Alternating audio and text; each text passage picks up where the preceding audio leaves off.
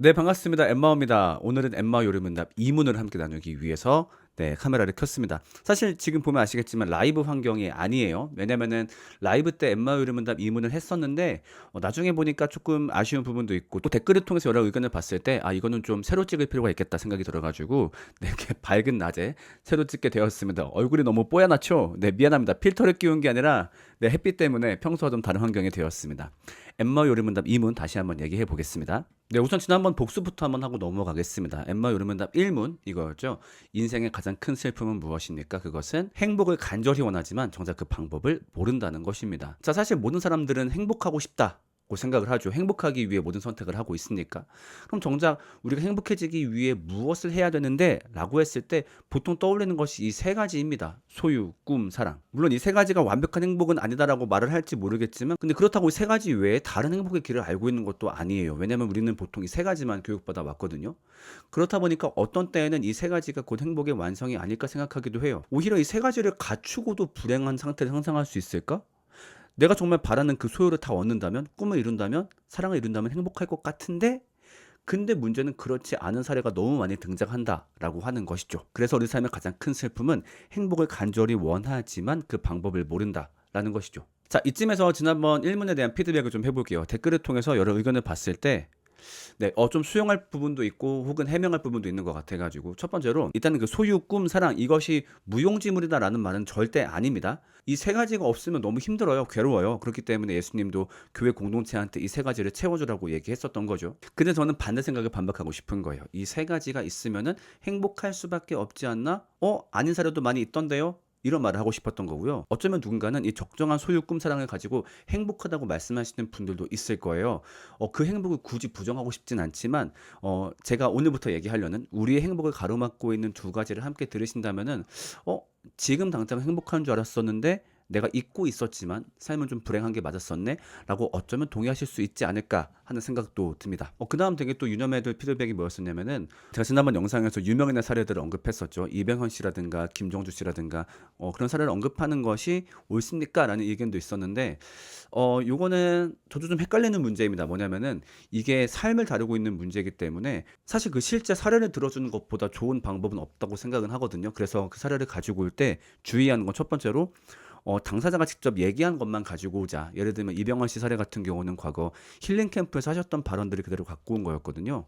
그 다음에 김종주 회장님 같은 경우는 그 죽음에 대해서 평가한다든가 이러니까 죽었지 저러니까 죽었지 이렇게 하는 것이 아니라 모든 걸 다 갖췄기에 행복한 분인 줄 알았었는데 이렇게 사망하는 사례도 있네. 도대체 이유가 뭘까 이렇게 생각해 보자라는 거지 절대 그 죽음에 대해서 어떤 평가를 하자 그런 건 아니기 때문에 좀 괜찮지 않을까라고 하면서도 특정인에 대한 언급이 또 불편할 수 있겠다는 마음도 좀 공감하기도 합니다. 저도 그 중간선을 잘 모르겠어요. 앞으로 좀 많은 고민을 좀 해보도록 하겠습니다. 네, 다시 이야기로 돌아와서 자, 그러면 우리 삶이 왜 행복하지 못할까? 저는 이것 때문이라 생각을 해요. 우리 삶에 행복을 가로막고 있는 무언가가 있기 때문에. 저는 그래서 우리 삶이 행복하기 굉장히 어렵다고 생각이 들거든요.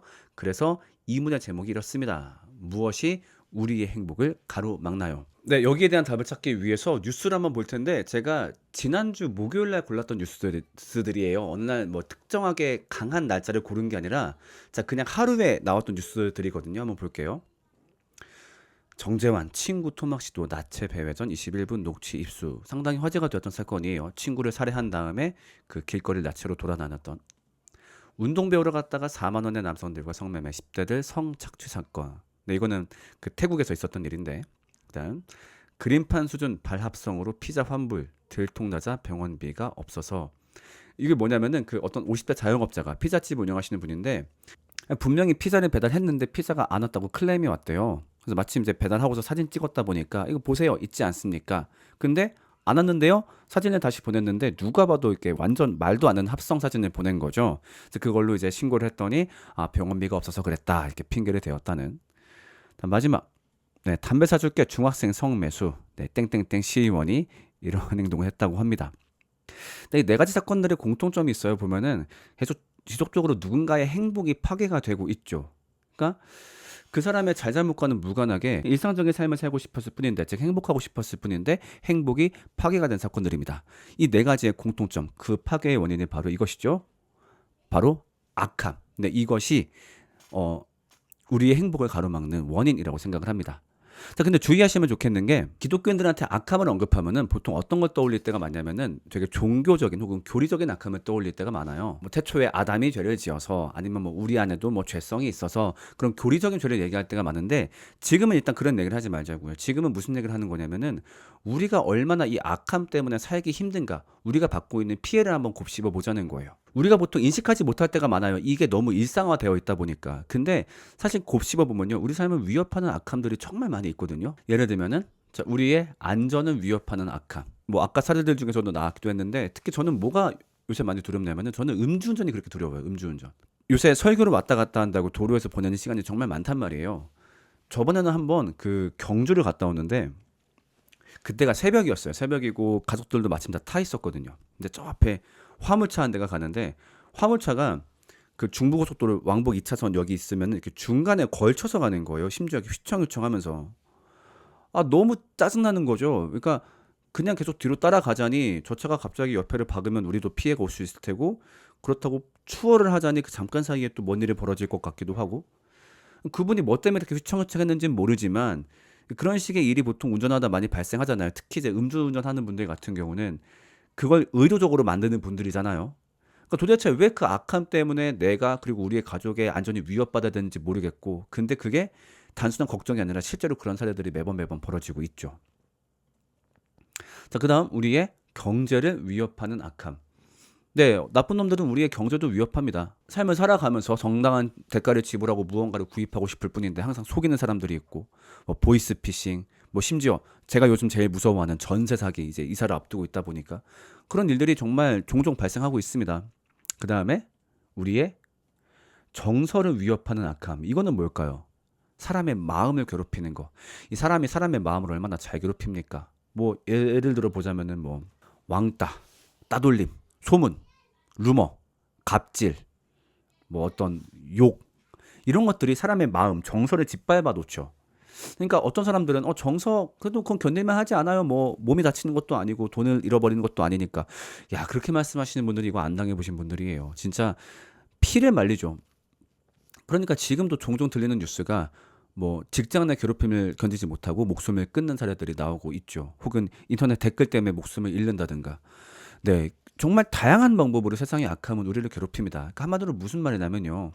세상에 나쁜 놈들이 너무 많다는 거예요. 이거 정말 공감하지 않으십니까? 네, 세상을 살면서 나쁜 놈들을 너무너무 많이 만나야 돼요. 우리는 사회적인 동물이니까 어떤 사람들을 마주칠 수밖에 없어요. 그게 친구가 됐든 학교가 됐든 직장, 가족, 아니면 뭐 낯선 사람이 되었든 항상 사람들과 함께 살 수밖에 없는데 그 가운데 인간의 악함을 너무너무 많이 경험해야 됩니다. 그런 와중에 내가 혹은 내가 사랑하는 사람이 그 악함의 피해자가 된다면은 우리는 정말로 마음이 쉽지가 않고 행복이 무너질 거예요. 특히 그런 게 있죠. 이게 내가 사랑하는 사람이 저도 이제 가족이 있고 하다 보니까 만약에 우리 애가 저런 피해자가 된다라고 했을 때는 정말 너무너무 마음이 힘들 것 같아요. 자, 그래서 우리가 이런 것들을 막아내기 위해서 엄청나게 평소에도 노력을 많이 합니다. 이게 워낙 일상화되어서 잘 느끼지 못하겠지만 예를 들면 문마다 다 이렇게 잠금 장치를 달아놓죠. 여러분 우리가 집에 딱 들어왔어요. 현관문 열고 딱 집에 들어왔을 때 제일 먼저 하는 게 뭐예요? 그 현관문을 잠그는 거죠. 아니면 아예 요즘 나오는 번호키들은 문을 자동으로 잠그게 만들어 버려요. 굳이 왜 그렇게 할까요? 문은 그냥 바람만 막아주면 끝나는 거 아니에요? 그렇지 않죠. 우리는 문한테 기대하는 거.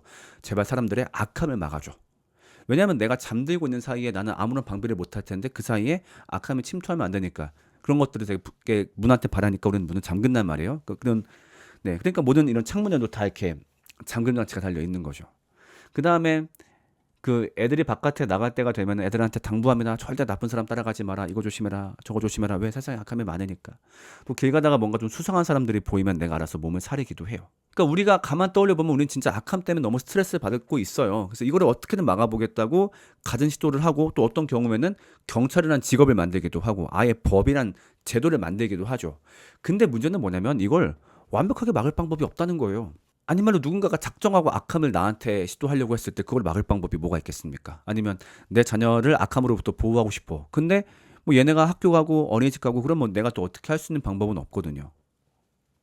그리고 인간의 과학기술이 발전하면서 사실 악함이 더 빨리 발전하는 것 같아요. 사람을 죽이는 기술, 곤란하게 만드는 기술. 그 좀 안타까운 얘기 하나 해볼까요? 그 요새 고등학교에서 졸업 앨범들을 안 만드는 곳이 늘어났다고 합니다. 왜 그럴까요? 여러 이유가 있겠지만은 특히 그게 뭐가 문제가 되고 있냐면은 딥페이크 때문에. 그러니까 그 졸업 앨범을 보고서 좀 이렇게 내가 마음에 드는 사람 아니면 좀 이렇게 내가 골탕 먹이고 싶은 사람이 있으면은 그 사람의 얼굴을 핸드폰으로 찍은 다음에 그 얼굴이 합성된 음란물을 만드는 거죠. 그런 일 때문에 졸업 앨범도 이제는 많이 안 만든다고 합니다. 옛날엔 상상도 못했던 악함이죠. 그렇다 보니까 악함을 야 이거 막는 게 가능할까? 심지어 또 어떤 악함은요 너무 거대하기도 합니다. 예를 들면 악한 사람들이 모여서 만든 사회 구조는 개인이 어찌할 수는 없, 개인이 어찌할 수 있는 방법이 없죠. 뭐 잘못된 경제 구조 아니면 노동 구조 이런 것들이 개인을 덮쳐올 때 개인이 어떻게 할 수 있는 방법이 없고요. 그 다음에 국가가 따로 악함의 주체가 되기도 합니다. 뭐 많은 게 있겠지만 대표적인 게 전쟁이겠죠. 전쟁 같은 악함이 발생한다면 야 그거야말로 진짜 인간이 대처할 방법은 거의 없다고 볼 수 있죠. 그다음 어떤 경우는 기업이 악함의 주체가 되기도 합니다. 기업은 많은 물건을 많은 대중한테 팔기 때문에 영향력이 엄청나요. 근데 그런 와중에 악함이 같이 침투해 버렸을 때 많은 사람들의 행복이 굉장히 무기력하게 짓밟혀진 사례들이 많이 있죠. 저는 이 사건이 제일 기억에 남아요. 그 옥시 가습기 살균제 사건.